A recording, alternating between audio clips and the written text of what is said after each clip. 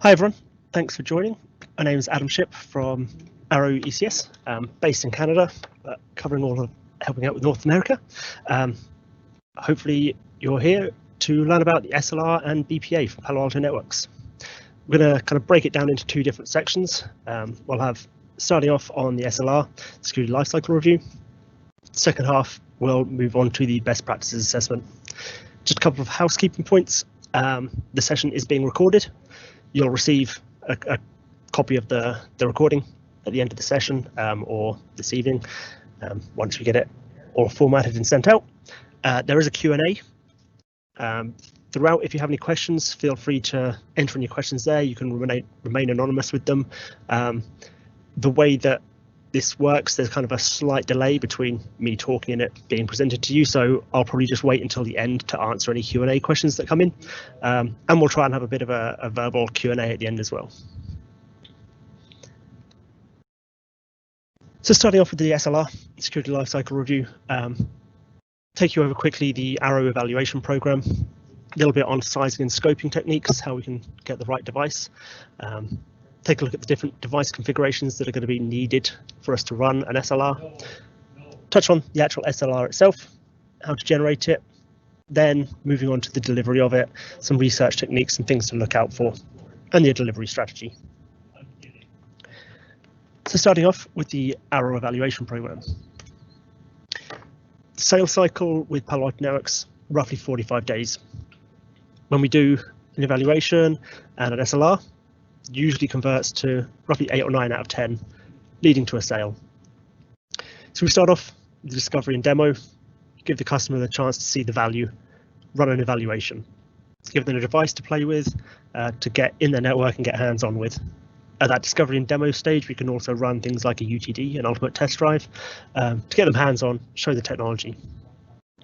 Once you've run the evaluation, we've had the device in their network, sitting there, looking at everything that's going on, gives them a chance to experience the value.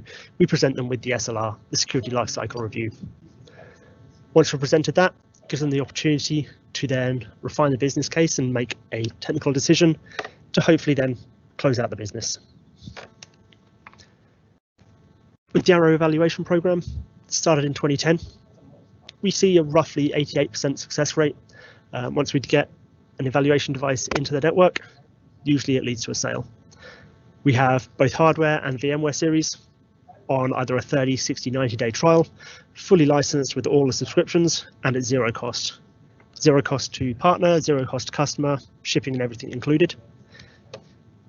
In order to get an evaluation device, we just have a simple form to fill out. That's the URL. We'll make sure this is given to everyone at the end of the session. That form looks a lot like this, in fact, exactly like this. Just going to need basic information, the end user information, your information, just to get some information about what is actually needed. We need technical contacts there. Hopefully there should be a technical contact at both the end user and the reseller level. Some basic information about the device, the deployment type, whether we're going to be transparent, bump in the wire, or whether we're going to be in tap or port mirror. Quick down and up speed and total end users, just to give us an idea of the size of device that will be needed. And then just kind of a brief overview of what we're hoping to achieve with the evaluation. Sign it, send it off. Once the form's filled and submitted, one of our engineers will validate the form details, make sure that the device is the right device for you, make sure that you've got the right one. It's going to be well sized for the customer environment. The device is then going to be prepped by an Arrow engineer, shipped off via UPS ground. Again, no cost to partner or customer. Once it's shipped, we'll look out on the tracking. One of our engineers will validate its delivery. Once we've got that delivery confirmed, we'll then activate the licenses. So we're not going to kind of buffer the time or anything. We're just going to wait until it's actually on site. We'll then start the 30-day trial period. See there, note, VM series we can do up to 90 days. With the hardware, we can usually accommodate extensions, but we start off with a standard 30-day eval period. Just to note the SLR window. So when we actually run the SLR report, we'll touch on this later, but that report only kind of takes into account the last 7 days of traffic. So it's going to build the report on that 7 days, but we can have the device in place for a lot longer than that. Once that's done, return the device to us. Again, we'll provide you return shipping labels. Make sure that it comes back to us in its original box with all the cables and everything, and everyone's happy. Obviously, once it's returned to us, we're then going to factory default it, get it ready for the next opportunity. So the sizing and scoping. Easiest, quickest way is the Palo Alto Networks summary spec sheet. Nice long URL for you there, but you can find it from the partner portal, just on the resources page. It usually comes up as one of the suggested links. In order to decide which device we're going to send out, which device is going to be best suited to the customer network, it's easiest if we can just get, if they're replacing an existing firewall, we want the make and model, so we can check throughputs of that. Even better, if they can give us their current actual throughput. Obviously, their existing device may be under or oversized, so if we can get their actual throughput, that'll allow us to actually properly size. Similarly, if we can get the number of devices and users, we'll be able to see, kind of get an idea of the size of the device. And if we can also see the maximum sessions that are there during a peak traffic period. See, if it's a regular 9 to 5 business, we don't want to see the traffic stats from a weekend because it's not going to reflect the actual use of the device. Finally, we're going to want to determine the core switch that the Palo Alto Networks firewall is going to span from. As we'll see when I talk about the deployment, we need to determine where we're going to actually connect this into the network, usually behind their existing firewall, so we can see what's going on the network, where we can be of benefit and where we can improve their security posture with the Palo Alto Networks firewall. If you're not familiar with it, this is what the summary spec sheet looks like. Get my laser pointer. So you can see we have a few different throughput numbers. So the firewall throughput is just going to be with application identification and with an app mix going through it. See that number. The one that is most relevant is the threat prevention throughput. So this is with all security profiles enabled. So we're doing antivirus, we're doing anti-spyware, we're doing vulnerability protection, everything included. That's what throughput we're going to get. We can also take a look here at the new sessions per second and also the maximum sessions. Give us an idea of the size of device that we're going to need to send out. As you can see as well, hardware and VM series all included in this document. If you need kind of more information when you're sizing and scoping, you can actually go to the firewall comparison site, paloaltonetworks.com. It's then on the firewall comparison, just have a search for that. It then gives you full stats, full details of the device throughputs and stats that you can then fully determine which device will be your best fit. So once we've determined which device, we need to determine the configuration. With the next-gen firewall, we have kind of a few different deployment options that we can use. Most common that we're going to use for SLR evaluations is going to be tap mode. It's listen only, passive, not going to perform any traffic management. It's literally just going to sit there on a span port, mirror port on the core switch, or on a tap, just looking at what's going on. Not going to do anything to the traffic, not going to alter anything other than creating a span port on the core switch. There's no other network changes that are needed to get this device in and listening to traffic. The other option that we have is virtual wire. It's transparent mode, bump in the wire, whatever you want to refer to it as. There's no routing or switching with this. There's no MAC or IP address needed. Usually this we see in proof of concepts or pre-cutover, literally bumping the wire. Again, other than inserting it in the chain, there's no other network changes that are needed. We then see layer 3 and layer 2. Layer 3 is going to be the most commonly used production model. Wouldn't necessarily advise this for an eval device, especially not for collecting the SLR data, just because we're then having to make routing changes, switching changes to get the traffic to the layer 3 device. Layer 2, probably the least commonly used deployment model, but we're still able to act as a layer 2 firewall. And for the SLR, best mode is tap mode. Often we call this SLR mode or eval mode because, as I say, it's just listening. We're not making any changes. It's not going to affect any other traffic in the network. So we're not going to see this be put in and then people experience issues. Shouldn't do any changes as long as everything else is configured correctly. So with tap mode, prerequisites for the configuration. We're going to log in. We're going to configure the management interface settings. We're going to retrieve the license subscriptions, so all the antivirus, content versions and everything. Install the dynamic update packages from the licenses that we've got. As we said, the eval devices are all going to be fully licensed. You get the full stack of subs. So all the dynamic updates can be pulled down, and also confirm the desired software version. Obviously, we're at PanOS 9.1 at the moment, new release coming soon. 10.0 announcement is coming on June 17th. Once we've got that, we can configure the firewall. So we're going to jump in, we're going to configure the tap zone, configure the tap interface, and attach to that the switch span port to make sure that that's configured correctly, whatever the core switch is. We're going to go and create security profiles, create a security policy, create that rule and attach the security profiles to that rule. Obviously, Palo Alto Networks, whenever we've made changes, we need to commit. Once the commit is confirmed, we're then going to take a look and confirm that traffic is processing. So firewall is going to be in tap mode, connected to the core switch on a span port. It's going to sit there behind their existing firewall. We want to see what's getting through their existing firewall, so we can then position the Palo Alto Networks firewall to control that traffic that's getting through.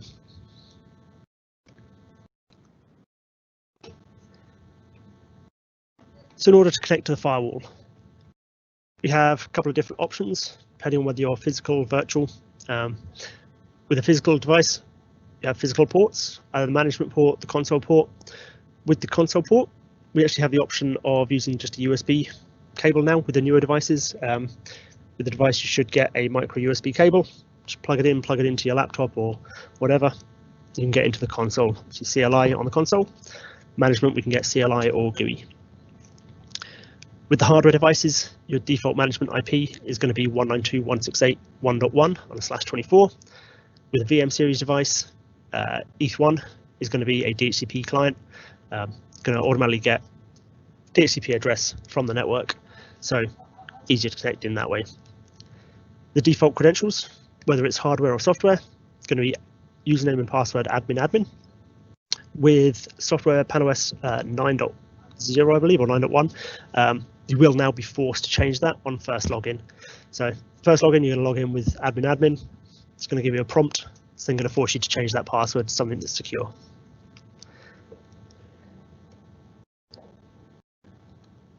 Once we're connected, a couple of different options that we have available. For console, we have CLI mode. On the CLI, we have two different modes, operational and configuration mode. The operational mode is going to be limited by the greater than symbol. Configuration mode is the #, hashtag, whatever you want to call it. It's going to show that as your prompt on the CLI. If we're configuring via CLI, we're going to jump in to operational mode first. You'll notice that it's got the greater than symbol. So we're going to type configure, hit enter. It's going to chuck us into configuration mode. We see that with the #. We've then got to configure, at least as a minimum, these 4 things to get connectivity to the internet. As with whether you're on GUI or CLI, we have to run the commit. So we enter the command. The CLI is very intuitive. It's tab complete. So start typing, set device config. You can tab complete all of the options. We can do IPv4 or IPv6. Just give it an IP address, net mask, default gateway, set the primary DNS server, give it a commit, and away you go. You'll see the progress go through, and then it'll be ready for access. The other option is to configure via the GUI. You're going to plug in to your laptop, your desktop, whatever you've got, plug in directly to the management port on the firewall, or connect through to the, find out what the DHCP address given to the VM was, connect that way. Obviously, if it's on your local machine, that you're doing it to a hardware device, set your interface IP address to be something like 192.168.1.2 or higher, with the subnet mask of 255.255.255.0/24. Going to connect through to the dashboard. Make sure you're on https://192.168.1.1 or whatever the DHCP address if you're on a VM series. Once you connect through, so it's going to give you the self-signed cert warning. Click through to accept it. We expect it to be a self-signed cert at the moment because we've not attached any publicly signed certificates. Once you log in, you're going to see this dashboard. Straight up, if you're not familiar with how Palo Alto Networks works, you've got your tabs across the top. We call the tabs, and then you'll have menu options down on the left side. This dashboard gives us the kind of general overview of everything that's going on. We can add widgets, remove widgets, see the logs, everything like that. See the software version, see the content versions we've got, and also the time and uptime. Once we've connected in, we need to actually make sure that the device can get out to the internet. So management is going to need internet access. Go ahead, go to the device tab, click on setup, click on interfaces. It's going to give this pop up. We'll see it'll already have the IP address and netmask. If you've got DHCP, you can set it over to DHCP client. If you're on a VM series, it'll be DHCP client already. You can change it to static if you need to. Give it a default gateway, and then OK. If you've got any yellow boxes, they are mandatory fields. The OK will be grayed out until you've completed all mandatory fields. Once you've gone there, click through, give it a commit. Away you go. Once we've got the internet connectivity for the management interface, then going to head over to device tab, licenses. Going to click that retrieve license keys from server. Should go through, connect out to the update server and retrieve the licenses. Should then see all the licenses show up that you have available on the device. If it's one of our eval devices, it should be fully licensed. We should see all the license options available.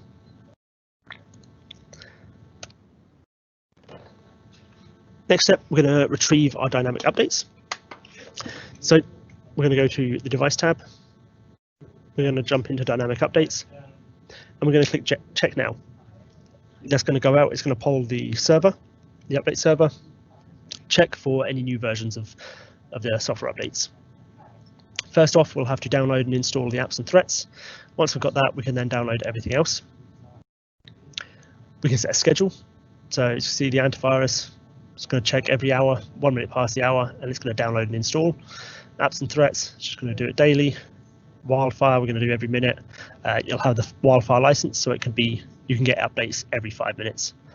With Wildfire, if you click on currently installed, it's going to then sort by, and you'll be able to see which version is the currently installed version, whether you've got other versions downloaded, and you can take a look at the date to see which is the most recent.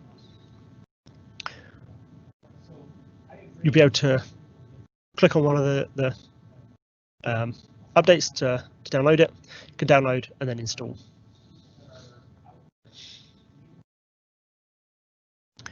Once we've got our updates, we can then go, our dynamic updates, sorry, we can then go to the device tab. We can go to software, and we'll see the software versions. Again, if you go ahead and click down in the bottom left corner here, there'll be another check now. When you first browse to this page, you might get an error pop up. Just OK to it, click on check now. That'll go out, it'll refresh the connection to the update server and check for any updates. You'll see all the software versions.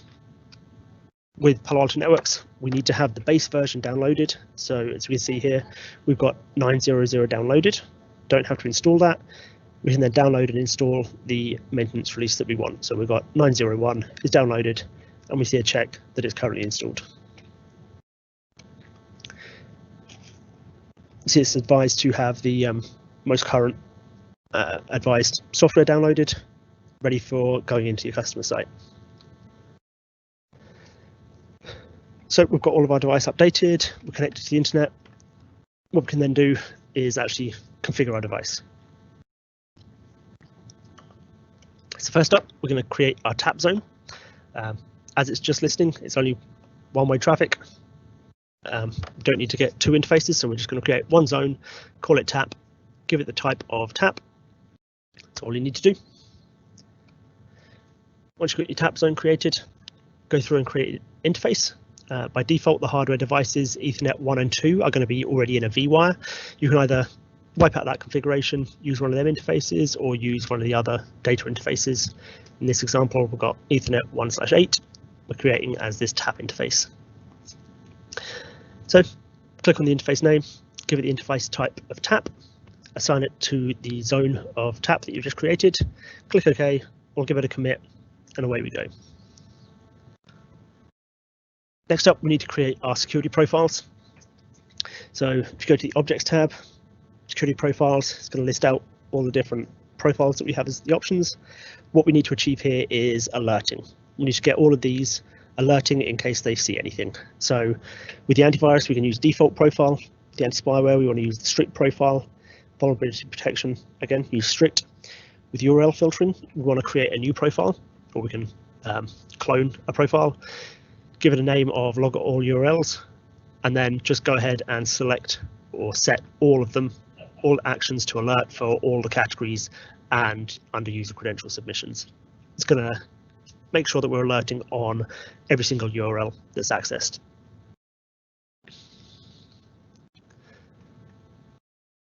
Still in that object security profiles, we want to create a file blocking profile. Going to create a new one, call log all files. Make sure that we're set into any applications, any direction, any file type, and alert. Again, all of these are setting to alert. Wildfire, I'm going to create a new profile again.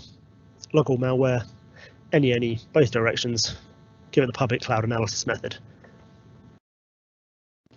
So we've got all of our profiles created. Make sure they're all set to alert. We then need to do create a security rule, security policy rule. Going to be out of the policies tab and then security.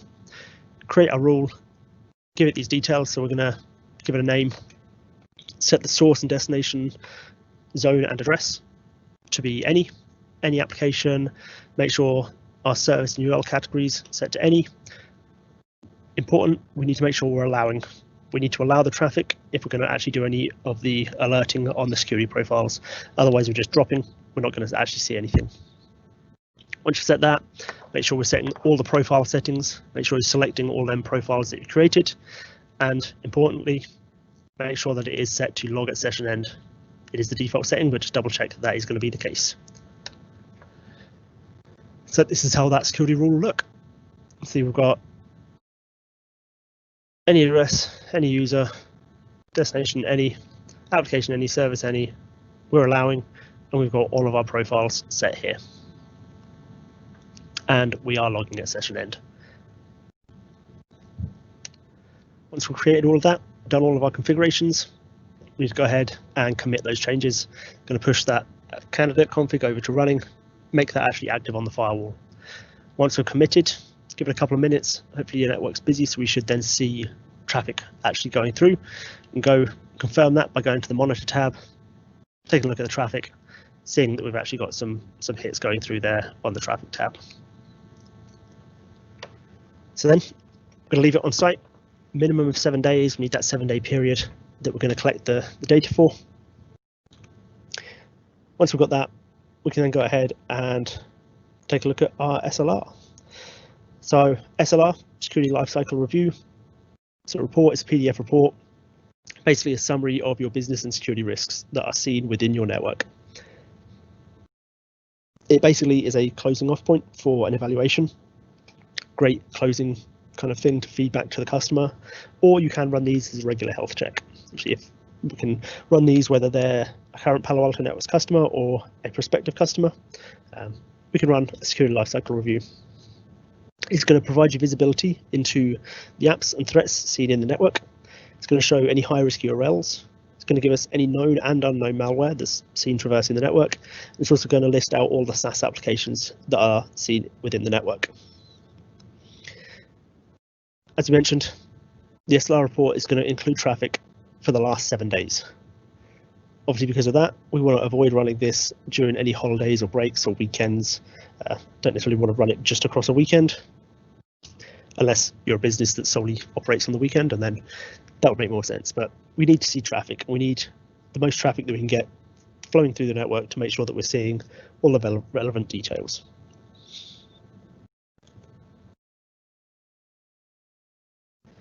With the SLR report, we have 4 different types.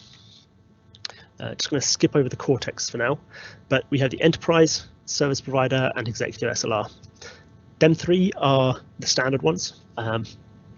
Most commonly, we're going to look at the enterprise SLR. It's going to be the most common one that I've seen delivered. It's going to show you all the apps, the threats, SaaS apps, and any malware. The service provider and the executive, both generated from the same file. Just going to present the information a little differently, provide some different information, like the service provider is going to actually give C2 command and control traffic. And then the executive is going to be a much more condensed version. It's going to be more intended for a C-level audience, a lot easier to ingest, quick, lots of graphs, easily see the point that we're trying to get across. With Cortex SLR, this is run directly from Data Lake. It's an application within the Cortex Hub. Basically going to take a look at the information that's within the data lake for your firewall rather than a stats dump file. It's going to give us that same kind of view, take a look at the apps and threats and vulnerabilities. Just some different flavors available depending on who the customer is. Now that we know what they are, how do we actually generate them? So, nice little 10-step process for you. First up, we're going to generate and download the stats dump file on the firewall. See the firewall sat there, pull off the file, get it. Going to log into the partner portal, click on partner relationship management. At the moment, it's kind of top left of the menu options, but it changes, so don't hold me to that. Once we're in there, it's going to take us to the Palo Alto Networks Salesforce. Either create an opportunity or select an existing opportunity if it's already been created. From there, there'll be the option to generate an SLR report. There's a drop down in the top right corner. Set the report type, so it's whether that's the enterprise, executive, service provider. Click on generate. Once it's generated, it's going to jump through a couple of steps. Click view report. We're going to enter in the information that it needs, prepared by, we'll get the industry information there. Then upload the stats dump file that we've pulled down from the firewall, generate the report and customize it. So let's see how this looks. So step 1, I'm going to go to the device tab, support, and then click on that generate stats dump file. Click OK or yes on the pop-up, and then it'll give us the option there to then download the stats dump file once it's generated. Click that, it's going to download it to your local machine. Then we're going to jump over to the Next Wave partner portal. Once we're in there, we're going to click on the partner relationship manager. Again, top left at the moment, but just watch out, this might move around within these links here. From there, take it to the Salesforce, SFDC, click on opportunities, find the opportunity that you're referencing here, or create a new opportunity if you need to. Top right, there'll be the little drop down, and there'll be an option there to generate SLR report. Once we're there, set the report type. Security lifecycle review is going to be the enterprise, service provider, SLR, and then the executive. Just brushing over the prevention posture assessment for the time being. That'll can be a different session if we want to cover that one. These information, or at least the account and opportunity, should be automatically populated. You might need to select the industry. That will become apparent why we're selecting that. Country, geographic region, and then the deployment location. So whether it's an internet gateway, whether it's a internal segmentation firewall, however we're looking at the deployment. And then go ahead and click generate report. It's going to take a couple of minutes, but it'll then give us the report. So once we've done that, it'll take us back to the opportunity. We can go ahead and click on view report. Once we click that view report, it's going to ask us for the account information. Again, account name should be auto-populated with the end user account from the opportunity. This industry, this is the one that we pre-selected. Same with the country, geographic region, and deployment. That will all be pre-populated. What we need to go and do is enter in your details. So partner SE name, whoever's actually generating the report. Give it the language, and then hopefully the report type should be there as well. Go ahead, click on next. We're then going to upload the stats dump file. Let's click on upload file, set the file. We can do multiple files if we've deployed multiple devices. We can then put them all into one report. If we've got multiple files there is a tech doc or a knowledge base article on how to merge them files if needs be, but most commonly it's just going to be a single file. Select the file, drop it there, upload it. It's then going to run through. It's going to give you a status bar as it's generating. Once that gets through, 100% done, we're then going to be able to customize. It's going to give us this kind of view. Top right corner, there'll be the little cog there. Click on that, you can select the sections that you want to actually include. If you're not interested in the industry average or all organizations average, you can actually just check that. It'll remove any comparisons. Nicely that in those shows the customer how they stack up against their peers in the industry. You can easily just remove a section if you know the customer's not going to be interested in it. If they don't want to know about the URL activity, you can just deselect that. It'll remove it from the report. Within this page, anywhere where you see the little pen and paper icon, you click that and you can go and edit the text that's there. So if you want to put your own little blurbs in here, your own little summaries, you can fill that in. Where you see it highlighted there, the bold text, that is going to be the customer name. That should auto-populate. I would just run through, make sure that it is populated correctly, make sure everything's spelled correctly. Everything like that. So once we've got this, we can then take a look through the report. You want to make sure you're familiar with the report, everything that's within it, and research. We want to go through, we want to cross-reference apps. So if you see some applications there and the top applications that are sitting in the network that you don't recognize, before you report this to the customer, before you show this report to the customer, make sure you can tell them what them apps are. They might not be familiar with them either.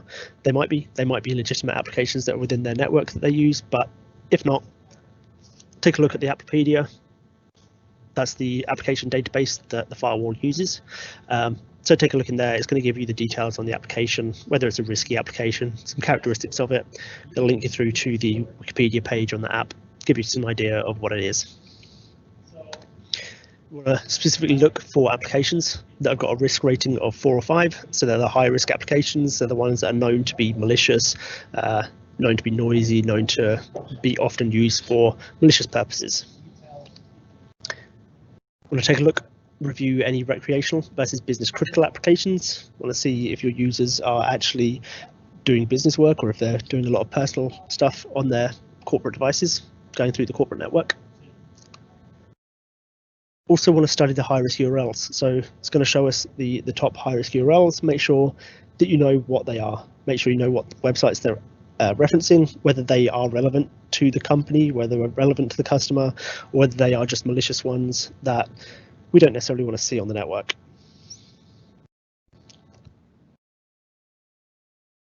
We also want to take a look at the SaaS applications, ones that are in use and the risks associated with them. With the SaaS applications, we can see whether they are just have poor terms of service, whether they're not usually good with compliance, everything like that. Gives us a quick view. Again, research. With the SLR, there's a lot of work that goes into the whole thing before we actually deliver it to the customer. Make sure that research so that you're ready, prepared to answer questions that the customer is certainly going to have about what's going on in the network. And finally, investigate the risks and threats. We're going to see malware in the network, most likely. Take a look, see whether it's actually something that is an issue, something that's maybe benign, maybe something they need to prioritize pretty quick that they need to remediate. Could be that they've got some C2 traffic in the network and they really don't want that. So good idea to investigate. Maybe if the need arises, you can kind of give the local admin a heads up that you might want to take a check at this and go through it that way.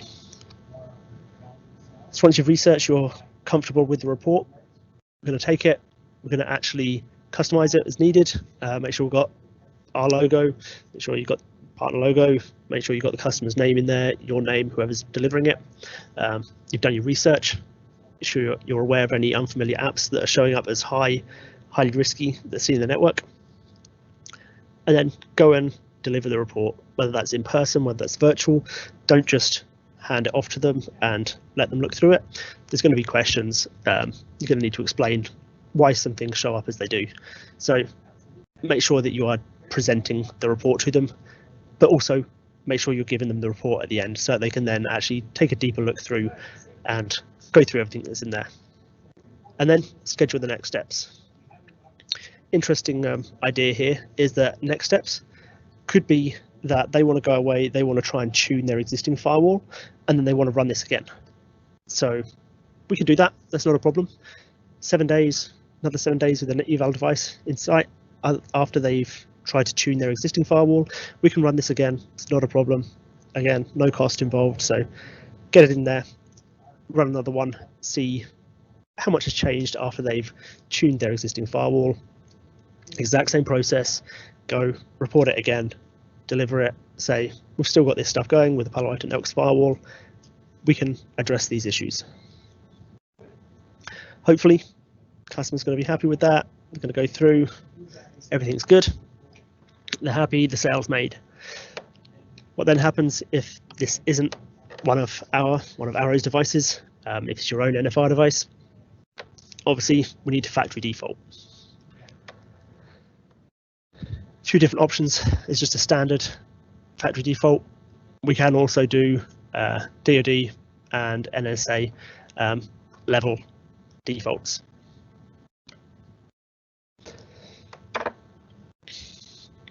Different options to do it.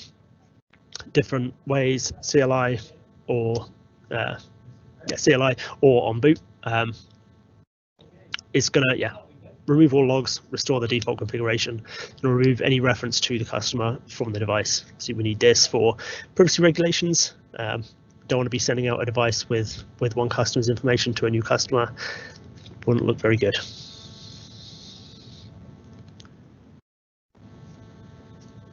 So to run the factory default, connecting the console cable, it's the easiest way.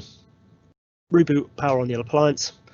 Within 5 seconds of seeing the auto boot to default partition, type mate, M-A-I-N-T. It's going to come up with an option, select PanOS mate. It's going to take you into maintenance mode. Select continue and press enter. Scroll down a couple options to the factory reset option. Go through the process, select whether you want to do the DoD level, the NNSA level, or just a standard wipe. Go through, it's going to run through. Firewall's then going to reboot. Go ahead and sit there, wait for the auto commit to finish, and it's ready to go for the next opportunity. We have a team at Arrow that can help. Security team that I'm a member of, security configs at arrow.com. It'll be our pre-sales team. Support-us at arrow.com is our break-fix support team, and also they're the ones that are going to help out with evaluations and the kind of logistics behind an evaluation. So that is the SLR. I'm just going to jump over to Teams and see if we've had any Q&A come in.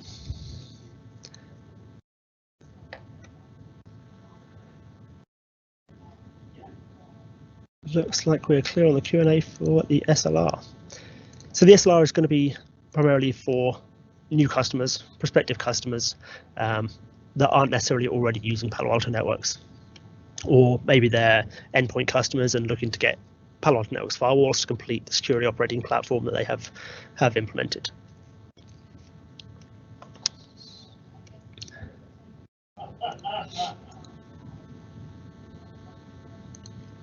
It can also be, as we said, just a used as a kind of health check. We can run these periodically on if they are existing customers. That's fine. We can do that. Let's jump into the BPA.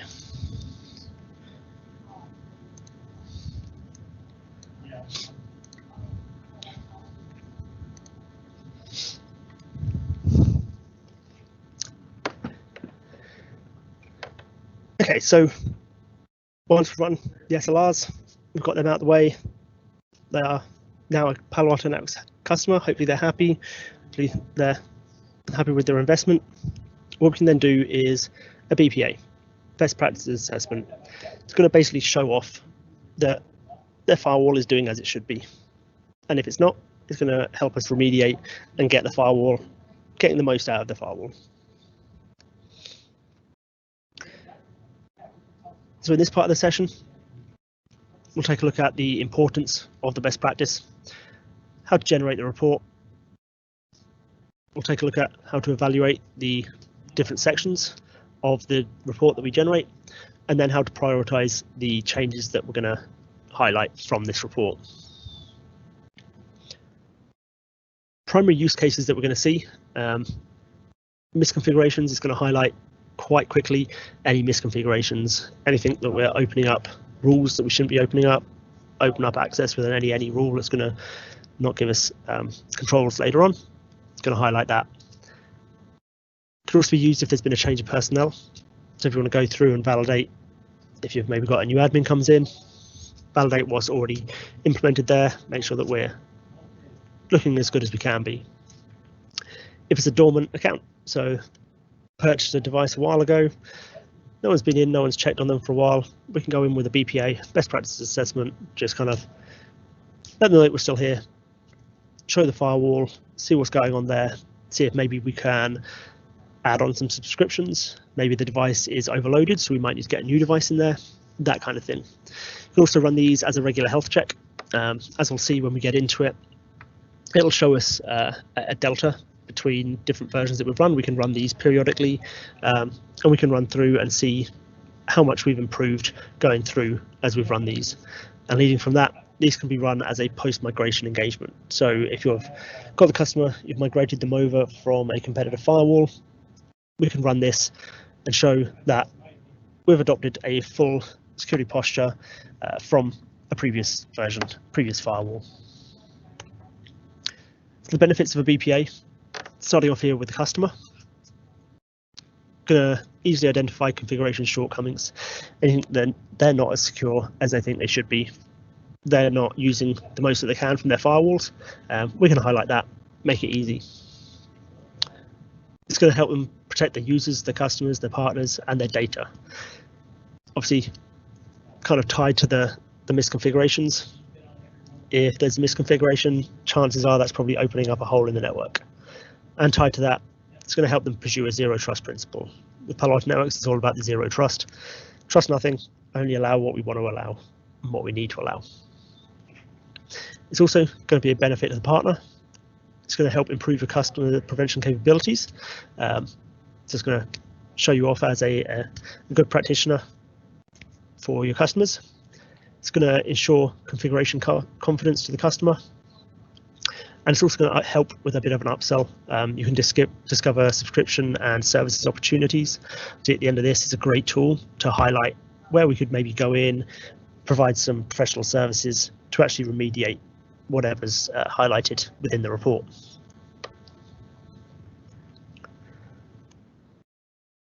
So the BPA, what is it? It's going to compare both Panorama and next-gen firewall configs to best practices. The best practices have been built out by a team from Palo Alto Networks. We'll talk about the different best practices there in a few slides' time. It's going to showcase different security policy adoption levels. So whether you've adopted Wildfire, whether you adopted decryption, it's going to highlight that, give it a easy view of the different features and functionality of the firewall that have actually been adopted. It's going to assess the maturity and effectiveness of the firewall. So if it's been there a while, we're going to see, if we've run these periodically, it's going to see how well their firewall is built up, how confident we are that it's actually going to protect as well as it can be. And just a note there, the BPA does consist of two parts. First part is the heat map. It's basically going to show you the security policy adoption capability. And then there's the full best practice assessment. We'll take a look through what both of them look like and what both of them mean in a couple of slides' time. So the way this process looks, generate a report, you take a tech support file, upload it, generate it, evaluate security policy capability adoption, that's the heat maps, evaluate the best practice configuration. Once we've got that, we can see the changes that we need to make to align better to best practices. We want to prioritize them, make sure that we're prioritizing the changes so the most important ones are getting done first. Implement the changes, run it again. Every time we do changes, we want to run this again to show the work that we've done, show that it has been beneficial.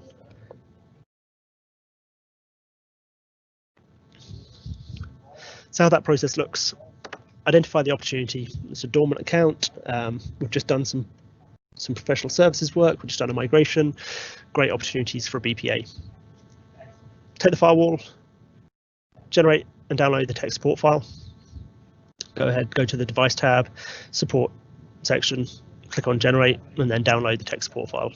TSF there is tech support file. Go ahead, jump over to the support portal or the partner portal, two different options there for running the BPA. Upload the tech support file and generate it. Then, similar to the SLR, we're going to present the BPA. Present it to the customer, make sure you can talk about all the sections of it, make sure that you can fully articulate what is shown in that report, and arrange a follow-up. Whether that's a follow-up to run one of these again, whether it's a follow-up to maybe discuss the things that have been discovered and maybe they've done some remediations themselves, again, could run another BPA. Different options to kind of get that follow-up, make sure that we're staying close to our customers. So a couple of the options there for generating the BPA. We can do it self-service through the customer support portal, support@paloaltonetworks.com. They can log in, they'll be tied to their serial number.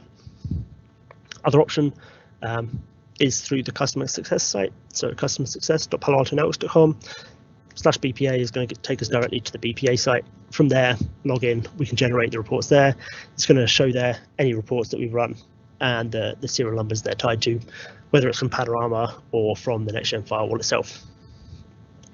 Just a note, we do have to be on PanOS 7.1 or higher in order to run a BPA, just because the way the configuration files are built. The tool is designed for 7.1 and higher. Hopefully we don't have too many customers still on 7.1. If there are, great opportunity to get out there, get them upgraded to the latest and greatest, give them their full security posture. So the self-service option, going through the customer support portal. So you log in to the support site.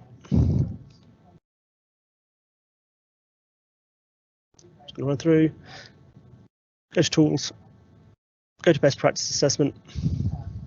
It's going to load up. You'll see there, generate new BPA. Drag the tech support file there, should be a .tgz.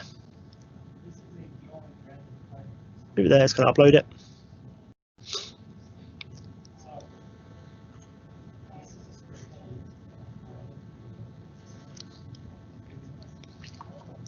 Once it's uploaded, it's going to go through, analysing the file. It's going to initialize it. It's received. Take a look at the zone mappings. And here we go. So this is the first time that we need to do something. So we're going to go through, it's going to give the zone mappings. It's just going to list out all the zones that we've seen. Just going to allow us to go through and choose the classifications on the zones that we have created on the firewall. You see the different classifications there of what the options we can have are, whether it's enterprise, mobility, data center. We can go through, we can select all of these.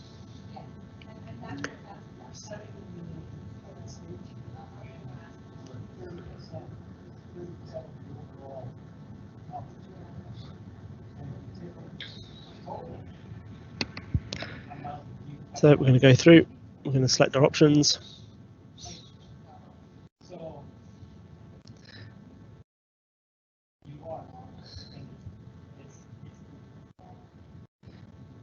It says become clear whilst we're doing it, why we're doing this once we see the actual report.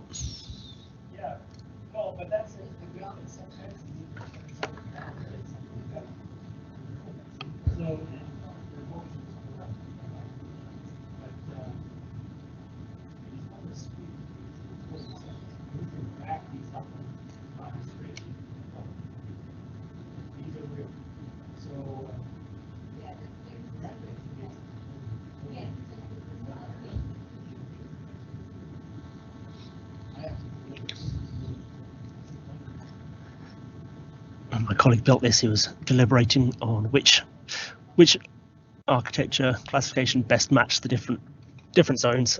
You can see it's not necessarily the most obvious, but we want to select the best option that we can, the closest to what the actual architecture is from that firewall.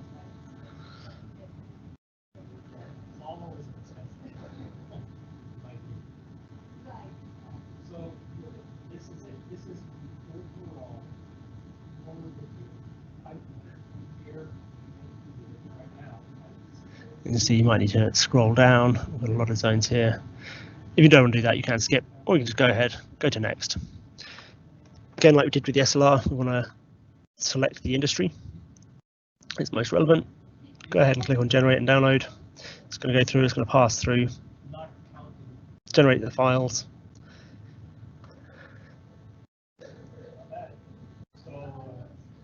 And through it goes. It's going to show you the summary, and it's going to download the files for you. You can see we'll get 3 files there, HTML, PDF, and an Excel document.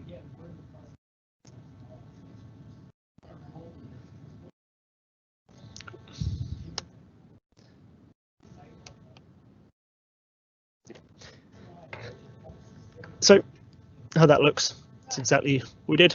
The other option, as a partner, you can download them and generate them this way. So we go same, generate and download the tech support file, log into the partner portal, click on partner relationship management again. It's going to take you through to the Salesforce, Palo Alto Salesforce. Select the opportunity, create a new one if you need to. Click drop down, step generate BPA report, same place as we did for the SLR. Upload the tech support file, enter the zone mapping information, submit the file. It's going to create the report, and it's going to ask you to generate a password as well. So jumping through the steps, we're going to go device tab, support, click on generate tech support file. Once it's generated, it'll give us the option there to download it to our local machine. Log into the NextWave partner portal, jump through, go to the partner relationship manager, go to opportunities, select the opportunity that's going to be attached to. Create a new one if you need to, or from an existing one. Click on the drop down there, go ahead and go to generate BPA report. Once we're there, do the best practice assessment, upload tech support file. You can see the documentation and release notes and everything going to be linked there as well. Again, go through, do the zone mappings. Make sure you're selecting the most relevant area of architecture for the different zones. With this one, it should auto-populate a load of them. So if your zone is called DMZ, it's going to give it the DMZ area of architecture. It's a little bit smart. You might just need to double check that everything is matched up correctly. Go ahead, commit, select submit, create your password, confirm it, and select the industry. If maybe running these as an ongoing thing, you don't necessarily need to have that industry comparison. So you can just, if you're not interested in the industry comparison, just select that little checkbox there to disable. Then go ahead and click on generate.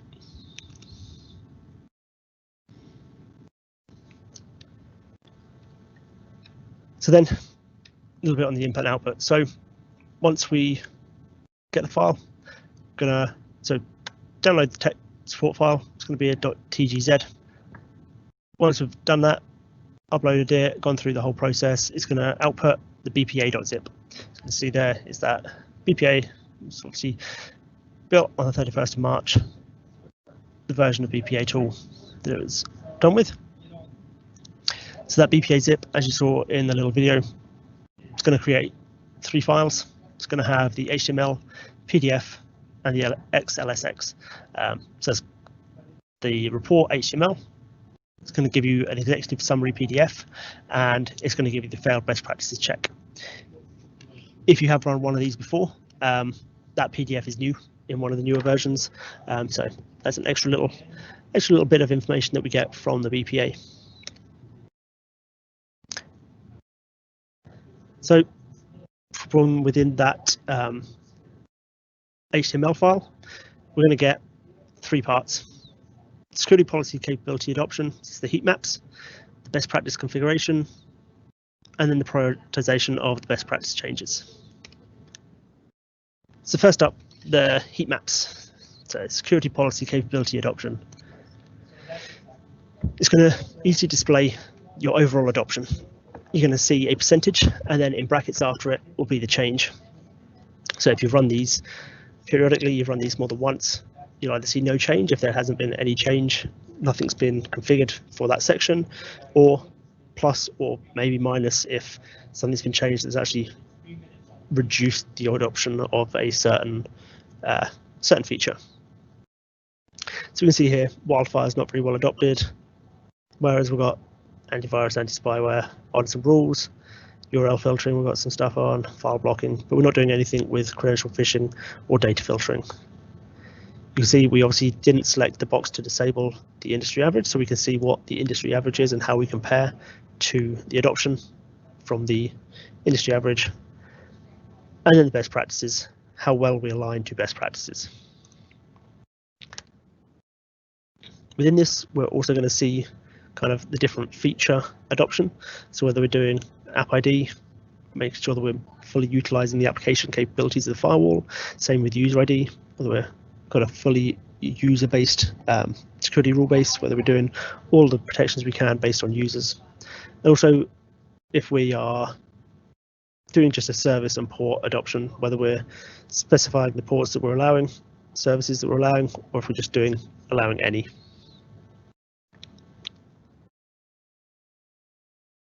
Also going to see logging adoptions, making sure that we're logging everything we should be. Log forwarding, whether it's to a SIM, syslog, panorama, or Cortex Data Lake, whatever we're forwarding to, how well we're adopting it, and zone protection profiles, whether we're protecting our zones properly. Big one that we see a lot is the decryption summary. A lot of customers previously, starting to change now, but not a lot of people were doing decryption. It's not necessarily the easiest to deploy a decryption firewall. Lots of caveats and lots of configuration that goes with that, but it is necessary. The stat that floats about is more than 80% of traffic these days is encrypted. I'm pretty sure it's even higher than that now. But with encryption, we obviously need to decrypt to see what's going on. A lot of malicious traffic uses encryption, so we need to be able to decrypt it to see anything malicious going on. With the BPA, with the heat maps, we can see easily on this device that we ran this against, we're not doing any decryption, and we definitely should be.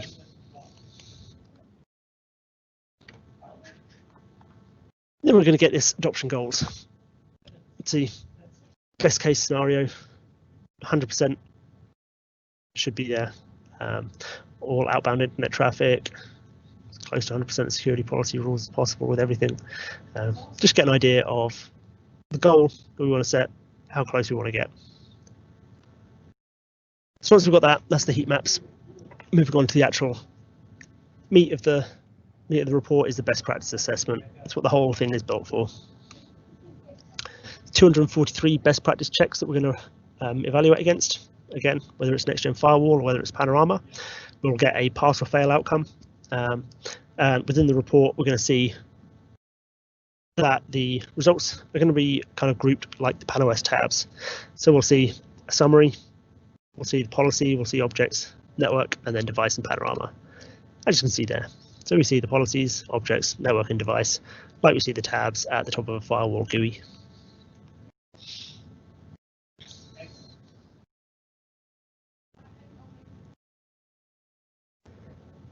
With the best practice assessment, we actually get control categories, so we actually map easily to NIST and CAS, critical security controls. Obviously, not all the controls are relevant to a firewall, so what Palo Alto Networks have done, they've actually quite nicely mapped all the different controls that are relevant to the different controls and the different control categories. So you can easily see how you're standing up to them different controls. Just one thing to note, this is definitely not an audit, it's just to give you an idea how you stand up against the different control options. Definitely still a good idea if you're in that kind of industry that you need to do this, to actually get a full audit to assess your adoption and your posture against the different controls.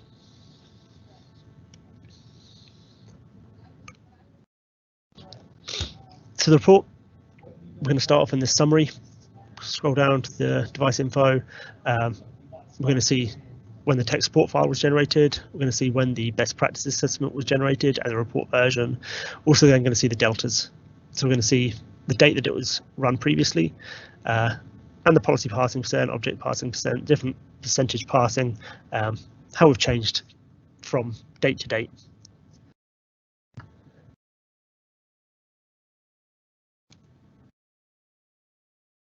So this is where the mapping definitions come in. Again, different definitions that we've got. You can go here, see what the different best practices definitions are. As I said, there's 243 of them, and that does change, that does grow as new best practices are built out. We're going to see here the passing percentage, and we're also going to see the delta here for each different check name. So there will be 243 at least different previous passing percentages and passing percentages, and it's going to give you that difference there to show you how much better you are, or whether you've actually gone down. As you can see there with log forwarding, we actually went down 10.2 points from this different version, and it ties the CSC control and the NIST controls to the different best practices where they fit.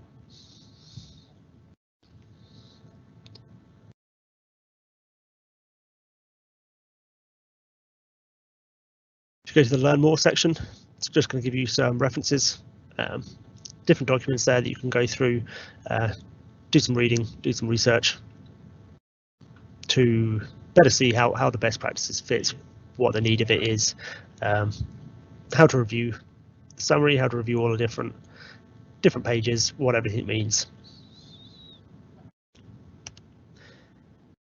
They're what you actually want to see.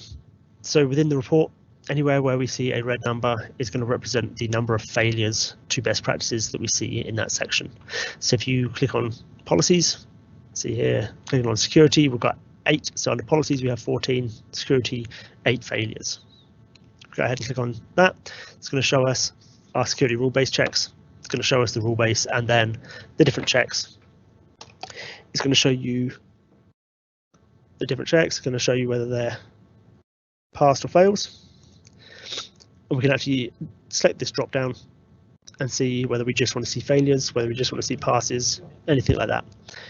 Anywhere we have a fail, it's going to show up with a red cross, tell us it's failed, and it's going to tell us why it fails.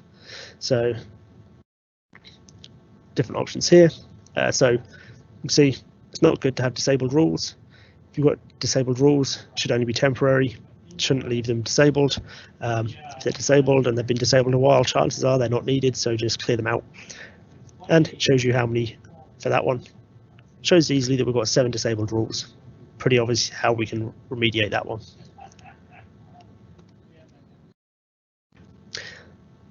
We also saw we had policy-based forwarding, it's PBF. We'll see the best practice check there that failed was that monitoring was disabled. With the highlighted yellow section, if you have a PBF rule, monitoring should be enabled and a profile should be configured. So it gives you quite easily, quite quickly, the remediation that's going to be needed for that fail. So you might see in the decryption rule base, one that we've got here, SSH proxy, SSH tunnel, recommended that you have SSH proxy detect and block SSH tunneling to limit user access to SSH traffic. Obviously, that's going to show us exactly what we need to do to remediate that and then adhere to that best practice. Application override. See different things that might be familiar with if you've been working with Palo Alto Networks for a while. If you're doing application overrides, they're going to bypass layer 7 inspection. See, that's going to open us up a little bit. So it's recommended to use a custom application, going to give us improved visibility and control. But sometimes there are other needs, but it's just a good idea. Check this fail, verify that you definitely need to be using that application override and that we couldn't use a custom application instead. So this is where it comes in that you want to check through the report first, make sure that you're familiar with everything, make sure that you've gone over everything, and then maybe discuss this with the customer because there may be a legitimate reason why they are using an application override over a custom application.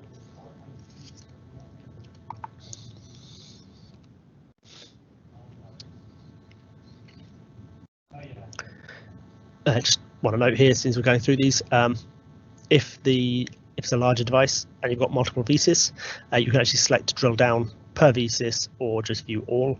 So there's maybe a multi-tenant environment, you can actually do it per tenant or just view all VSys in the single report. So moving on to the objects tab, you can see we had a fail here for tags. We saw that we didn't have business approved applications tagged as sanctioned. It's a best practice to any business applications, business approved applications, we should be tagging those as sanctioned so that we can easily create policy around them. Different things that we're going to see here, some common things that you might notice, might see. So for antivirus, you're going to quite often see that decoder actions that are set for both antivirus and wildfire, anti-spyware that we should be using the strict profile, that we have DNS sinkhole enabled. For vulnerability protection, whether we're using the strict profile, whether we've got a fully custom one that's not maybe as strict. URL filtering, whether we're actually blocking known bad categories. For wildfire analysis, whether we're sending everything to wildfire, whether we're not sending anything to wildfire, whether we're being selective, and then log forwarding, whether we're being selective with log forwards, whether we're just sending everything or just specific logs.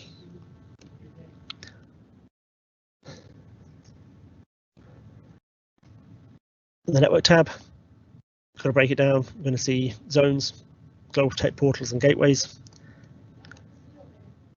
We're going to see network profiles, break it down into the IPsec crypto, interface management and zone protection. Again, see anywhere we see a red number or red highlighted number, we have failures. So we've got a lot of failures here with the zones, 73 of them. So we'd want to take a deep look in there. It could be that these are easy things to change that are going to make us more secure, easier to manage, easier to administer the firewall. So with that zones, the two that we saw, packet buffer protection and zone protection profiles.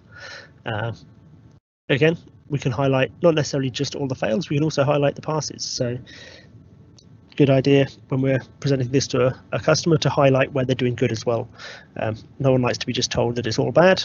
Give them some good points as well to show them that, yeah, it's good that you've got the zone protection profile applied to the zone, but maybe we would enable packet buffer protection to increase that security a little bit more.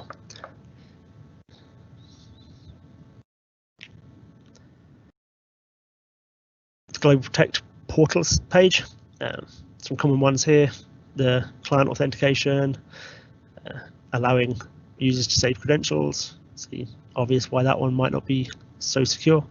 A lot of the best practices are security focused or management focused. So it's either going to be for increasing your security posture or for aiding management of the device.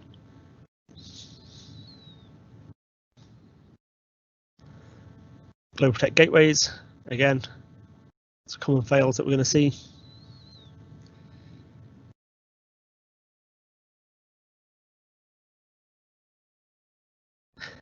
Zone protection, again, some different values that we might see, different fails that we quite often see, quite common within here.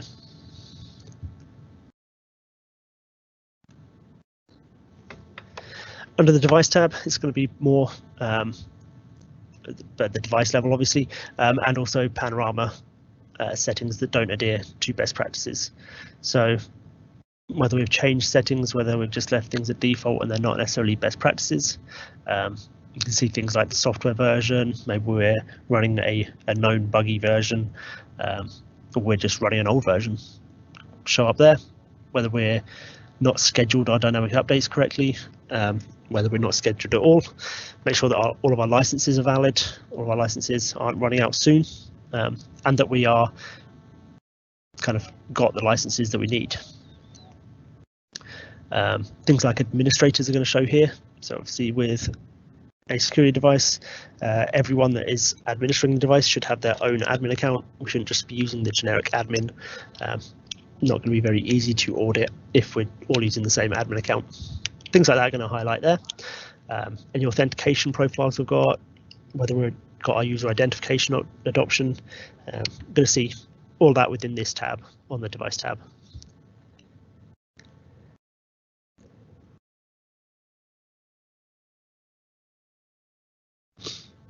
So once we've got the report, we need to actually prioritize what changes we need to make. As I've said, the last few slides can be pretty overwhelming. So I say it's a good idea to highlight some of the good things as well as all the failures, because pretty certainly it's going to be a lot of failures. So try and highlight some of the good stuff, but with all the failures, all the fails, want to prioritize what we want to change first, and kind of which look we want to take to see how we want to utilize the assessment. Obviously, take a different look, whether we're wanting to strengthen device management, whether we're wanting to improve traffic visibility, want to just implement the initial best practice controls, or whether we're actually looking to just fine tune and enhance. If there's not so many best practice failures, then maybe it's just we're fine tuning. There's a couple of little things there that we just need to do, and we can just do a couple of different little things there to enhance the controls as well. We can take a look through and see everything that needs to be done there. What I didn't show here was the Excel document. The Excel document is basically going to be a nice, easy pro services cheat sheet. It's going to tell you the remediation effort that is needed, and you can easily see what you're going to have to do to see where you need to focus your time. You can see this is just the first page. I'm not going to jump through the device tabs here, but we can see easily on the objects anti-spyware, we had 8 checks. It's going to take us a day of remediation effort. When you go to documentation, it's actually going to list out all the controls, and it's going to go through, do where the section is, what subsection, whether it's a warning, a note. It's going to give you the rationale behind it, how complex it is to remediate, the remediation effort, and then also the reference to the documentation, usually the admin guide or the patent device guide, to show where each section fits. So this, as I say, nice quick cheat sheet, going to show you that if you want to fully adhere to best practices, nearly 17 days to fully adhere to best practices. Again, you could run through this, decide on your prioritized areas where you want to remediate first, highlight a couple of areas, go through, remediate, run another one. It's going to give you your delta, how much better you are in your protections, and again, see these numbers should have changed.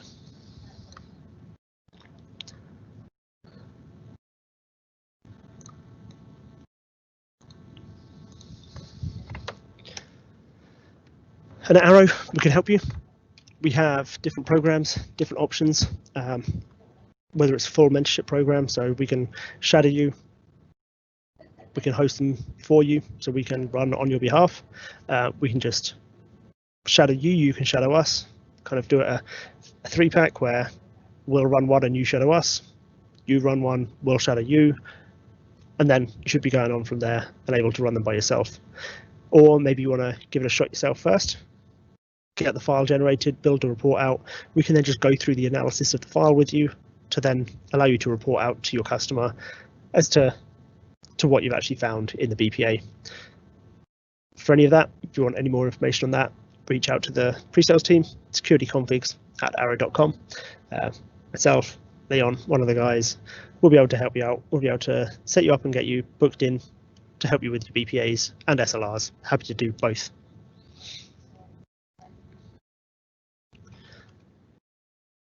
Now, as you've been doing these, hopefully everyone is aware of Cyberforce. If not, it is the technical recognition program from Palo Alto Networks. Great program that is going to basically just recognize the techies out there. Everyone, sales always gets all the spiffs. This is to help the techies get some recognition. Don't need to necessarily sign up, but to enroll, basically just need to check your status, validate your email address. So go to partner portal, paloaltonetworks.com/partners, click on Cyberforce on the far right hand side. About halfway down the page, there's going to be the check your status box or button. Enter in your email. It's going to send you an email with a validation link. Click through. If it's your first time clicking through, it'll ask you for your shipping details, because as soon as you've given your details, you're going to be sent the welcome kit as a Cyberforce Defender. Different benefits depending on the different levels. As a Defender, you're going to get early access to training and launch content. You're going to get a PSE platform professional voucher. You just have to request it. We get exclusive events and activities at SE Summit, at the Ignite conference. There's various events just for Cyberforce members. You're going to be known as an ultimate innovator, and we're going to get access to the members only website. On that page, there's a load of just-in-time training. There's reference architectures, there's Visio stencils, there's everything like that. Some great material there. You just have to basically just enroll into the program. As you're running BPAs, SLRs, you're going to earn XP. The more XP you get, the higher the levels you're going to climb. Different metrics that we need in place to get through the levels. But as you progress through, you get different wins associated with you, different monetary values. You build up your XP, run all these different enablements and the different sessions, attend different events, build up your XP, build up your level. At the commander level, you get all the exact same stuff, but you then can get a PCNSC exam voucher.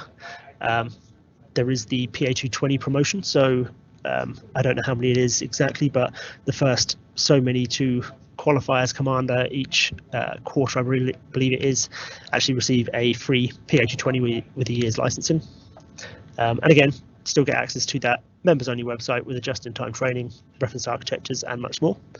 And then the most prestigious, the hero level, all that great stuff. You're actually then going to get preferred seating at different events. You're going to get a trophy with your name and hero number. Your profile is going to go up and be displayed at the Palo Alto Networks headquarters. At the different events, they also showcase the heroes and kind of put your profile up, get your picture up on the screen, make sure everyone's going to know who you are and that you are a Cyberforce hero. The other thing that comes with these is actually discounts as well to the different events. So, for example, the Ignite conference, if we get that in person this year, obviously with everything that's going on, I'm not sure if that's still going to go ahead or not in person, but we'll see. There are different discounts available, and the higher your Cyberforce level, the bigger your discount will be. I just have one ask. You sign up and say when you enter in your email, it's your first time joining Cyberforce or giving your details to Cyberforce. Don't forget your recruiter. If you're joining because you've seen this, I'd appreciate it if you can add my email address. I am in the drop down, select distributor, email a person, adam.ship@arrow.com, ship with 2 P's. Just as a distributor, we're tracked a little bit differently, so we can get recognized as well. But you basically just need to enter in your details, your name, email, company you work for, your different shipping details there, and then, as I say, you're going to be sent out the welcome pack, and then as you progress through the levels, you'll get the different swag packs that go with that level. And then just finally, with Arrow, we do have a partner incentive program.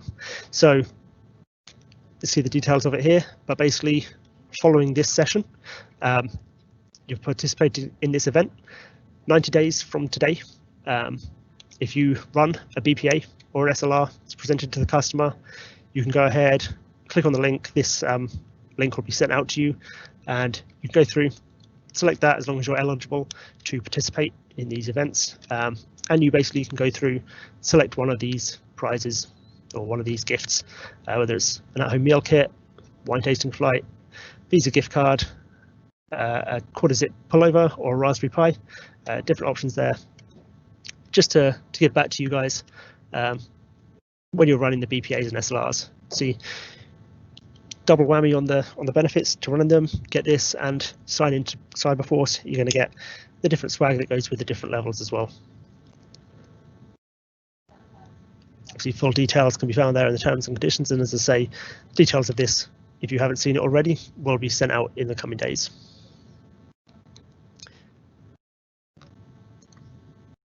And we've gone through quicker than I expected, but if there is any questions, okay, I see we've got a few Q&A coming here.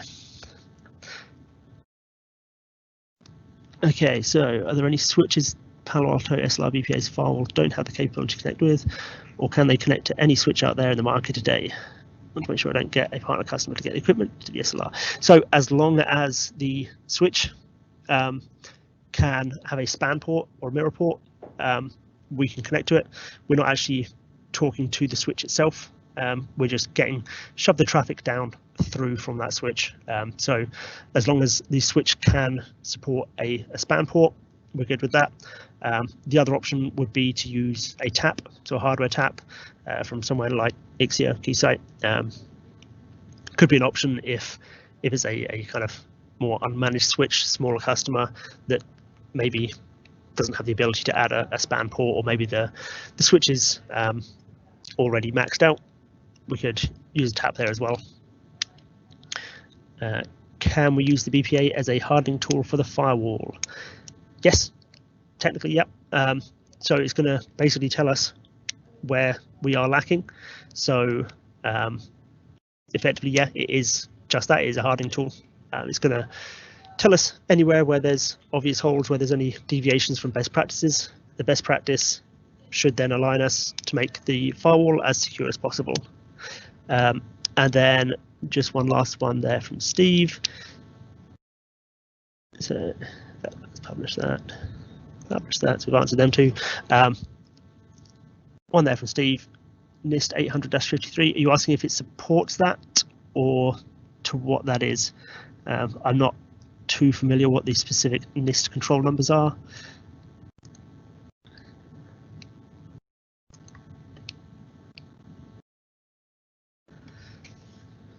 But I can definitely, if you're wanting to know if it supports NIST 800-53, I can definitely look into that for you.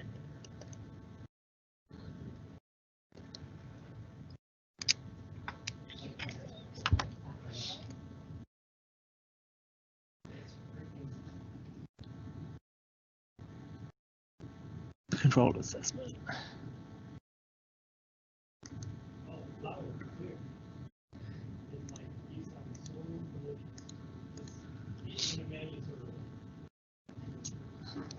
So let me jump back through to the NIST control section.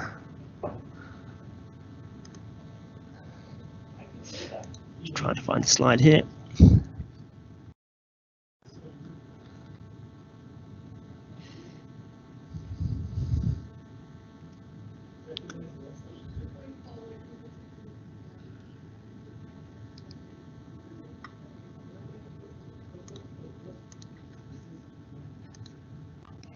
So what for that specific one, I'm not overly sure. I will look into that for you.